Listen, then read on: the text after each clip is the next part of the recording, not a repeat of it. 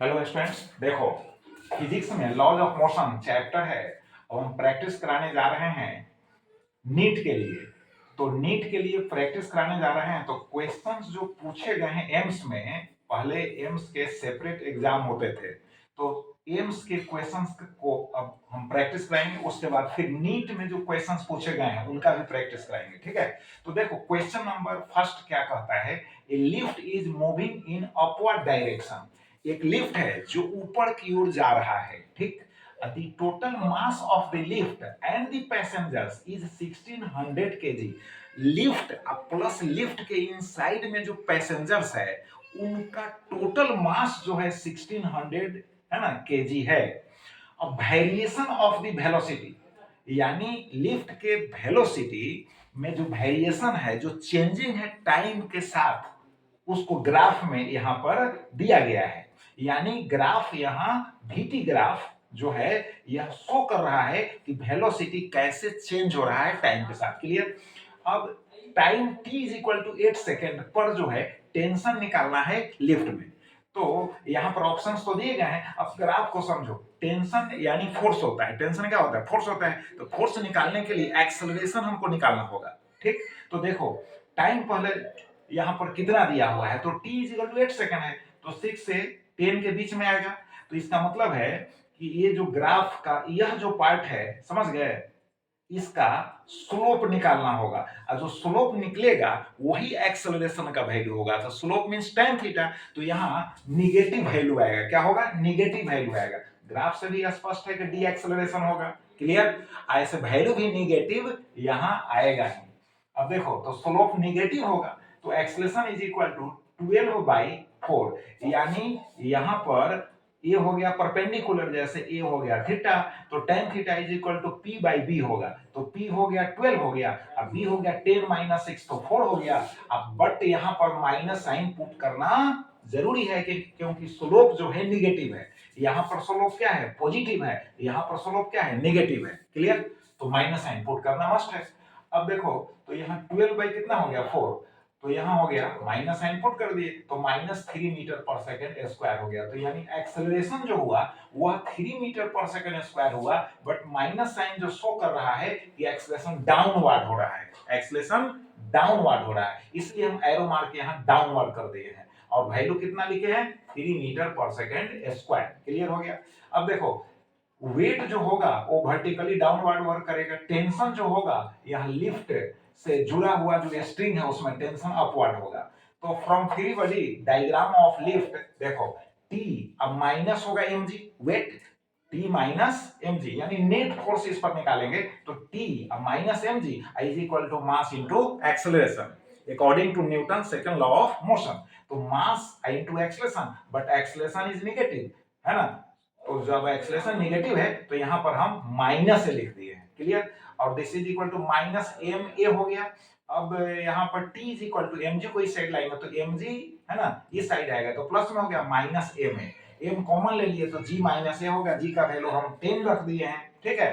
तो 10 और a का वैल्यू यहाँ कितना है 3 है, तो 3 लिख दिए, 10 - 3 हो गया 7 हो गया, है ना। अब 7 से इसको मल्टीप्लाई कर दिए तो 11,200 न्यूटन हो गया। ऑप्शंस में देखो कहां पर है, तो ऑप्शन ए जो है ना करेक्ट ऑप्शन है। क्लियर हो गया। अब नेक्स्ट क्वेश्चन जो है देखो यहां पर एक सिस्टम दिया हुआ है। अब इसमें जो है पुली जो है, पुली यह मासलेस है, यानी लाइट है ना, लाइट है, इसका मतलब इसको हम मासलेस कंसीडर करेंगे। जहां भी लिखा हुआ रहेगा पुली इज लाइट, है ना, तो समझो कि वह मासलेस कंसीडर किया जाएगा, ठीक। और सरफेस जो है यहाँ पर ये जो ब्लॉक है ना, ये जो हॉरिजॉन्टल सरफेस है यहाँ पर सरफेस स्मूथ है, इसका मतलब फ्रिक्शन इज इक्वल टू क्या होगा, जीरो। जहां है ना स्मूथ सरफेस लिखेगा वहां friction is equal to zero. अब हम यहां पर क्या करेंगे कि टेंशन को पुट करेंगे। तो देखो टेंशन जो होगा इस ब्लॉक के लिए यहाँ पर टी फॉरवर्ड में होगा, ठीक। और इस पुली के लिए क्योंकि पुली को खींचा जा रहा है तो पुली के अपोजिट डायरेक्शन में टेंशन हमको पुट करना होगा। क्लियर।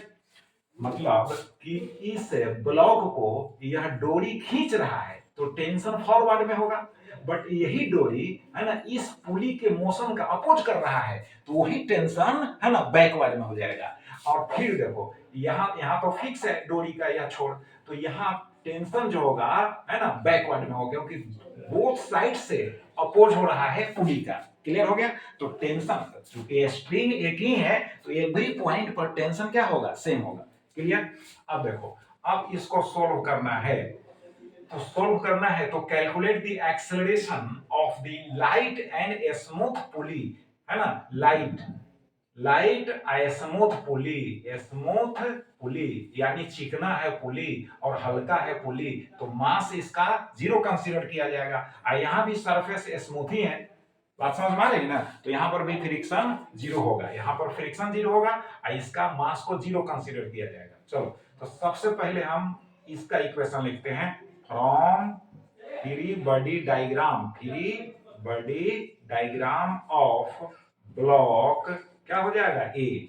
तो ब्लॉक ए देखो, इसके बैकवर्ड में कोई फोर्स काम नहीं कर रहा है, तो फॉरवर्ड में कितना फोर्स काम कर रहा है, टेंशन। तो only tension is equal to हो जाएगा मास इनटू एक्सेलरेशन, और इसके एक्सेलरेशन को हम ले लेंगे ए, इसके एक्सेलरेशन को ए ले लेंगे और इसके एक्सेलरेशन को लेंगे ए डैश। क्लियर हो गया? तो देखो, तो mass into acceleration equation number हो गया फर्स्ट। क्लियर? अब देखो, अब लिखेंगे पुली के लिए, तो फ्रॉम हो जाएगा, from free body diagram of, है ना, ऑफ पुली होगा, क्लियर? तो क्या होगा, पुली, है ना, पर टोटल जो फोर्स हमको निकालना होगा तभी मास इनटू एक्सेलरेशन के बराबर करना होगा। तो टोटल फोर्स निकालने के लिए फॉरवर्ड फोर्स कितना हो गया, एफ हो गया, और बैकवर्ड में देखो यहां पर टेंशन टी और यहां पर टेंशन टी, ये दोनों जो टेंशन है अपोज कर रहा है तो माइनस हो जाएगा, अपोज जहां नेचर है तो -2t इज इक्वल टू होगा 0। कहोगे क्यों?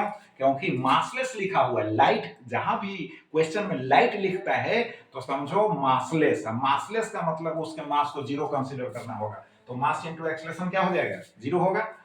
अब देखो, तो F इज इक्वल टू हो जाएगा 2t, है ना, तो F is equal to 2t हो जाएगा, और निकालना है एक्सेलरेशन, निकालना क्या है, एक्सेलरेशन।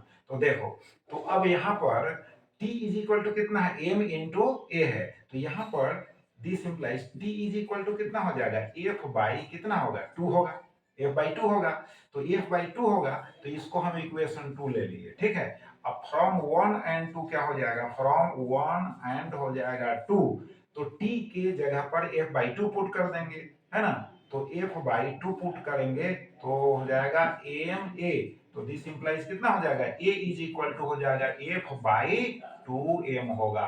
तो एक्सेलरेशन हम किसका निकाल दिए, एक्सेलरेशन इस ब्लॉक का निकाले हैं, किसका निकाले हैं, ब्लॉक का निकाले हैं, बट डिमांड क्या कर रहा है, एक्सेलरेशन ऑफ द पुली का। अब देखो, अब इसका एक्सेलरेशन और इसका एक्सेलरेशन, दोनों का एक्सेलरेशन में रिलेशन क्या है, तो देखो इसका जो एक्सेलरेशन है ए, बात समझ में आ रहा है ना, इसका एक्सेलरेशन हो गया ए, ये तो फिक्स है।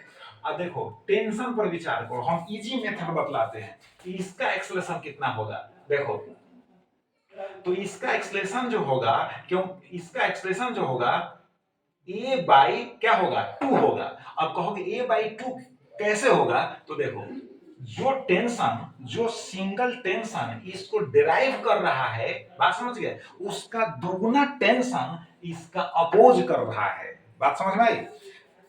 जितना टेंशन इसको डिराइव करके आगे ले जा रहा है उसका ट्वाइस जो टेंशन है इसका क्या कर रहा है, विरोध कर रहा है, पीछे से, है ना, डोरी विरोध कर रहा है, उसका अपोज कर रहा है। इसका मतलब है कि इसके एक्सेलरेशन का, इसका एक्सेलरेशन क्या होगा, हाफ होगा। क्लियर? क्योंकि विरोध दुगना हो रहा है तो एक्सेलरेशन हाफ होगा, तो जब एक्सेलरेशन हाफ होगा तो स्पष्ट हो गया कि a dash is equal to हो जाएगा, देयरफॉर एक्सीलरेशन